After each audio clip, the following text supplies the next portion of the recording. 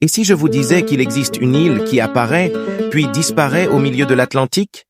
Une terre promise que certains jurent avoir vue de leurs propres yeux, tandis que d'autres n'y voient qu'un mirage. Aujourd'hui, partons à la découverte de l'un des plus grands mystères maritimes d'Espagne, la légendaire île de San Borondón.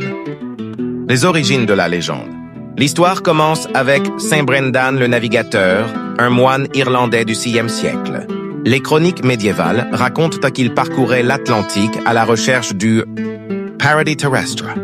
Lors de ses voyages, lui et ses compagnons auraient découvert une île luxuriante, couverte de forêts et de rivières cristallines, habitée par des moines. Mais très vite, l'île disparaissait, comme protégée par un enchantement divin.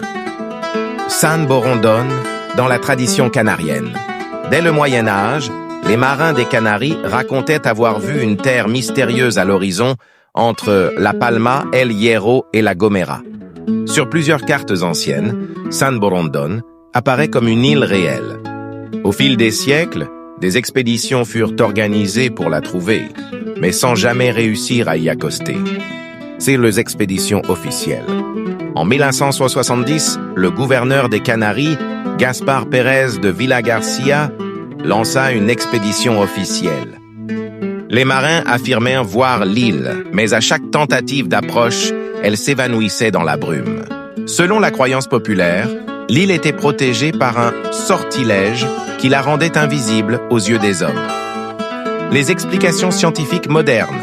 Aujourd'hui, certains chercheurs pensent qu'il s'agissait d'un mirage supérieur, appelé Fata Morgana. Ce phénomène optique peut déformer la silhouette des îles voisines, comme La Palma ou El Hierro, et créer l'illusion d'une terre inconnue. Mais même au XXe siècle, des témoins affirment avoir aperçu San Borondón, alimentant encore le mystère. L'île dans la culture et l'imaginaire. Et San Borondón est présente dans la littérature médiévale espagnole et dans de nombreux récits de navigateurs. Dans la culture canarienne, elle symbolise l'inaccessible, une métaphore des rêves impossibles. Pour beaucoup, ce n'est pas seulement une île physique, mais une île spirituelle, un paradis caché au-delà du monde réel. Un mystère qui perdure. Encore aujourd'hui, des pêcheurs et des habitants affirment voir sa silhouette au loin. Des photos modernes de nuages bas ou d'illusions optiques circulent comme nouvelle preuve de son existence. Alors, San Borondón est-elle un mirage, une légende collective ou une île perdue qui attend encore d'être découverte? San Borondón reste vivante dans le cœur des Canariens et dans l'imaginaire de ceux qui croient au mystère de l'océan. Une île qui se refuse aux cartes, mais qui ne disparaît jamais des légendes.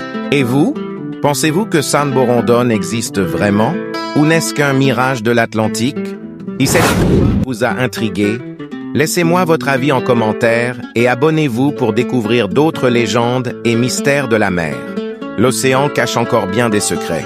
Oserez-vous les explorer avec moi?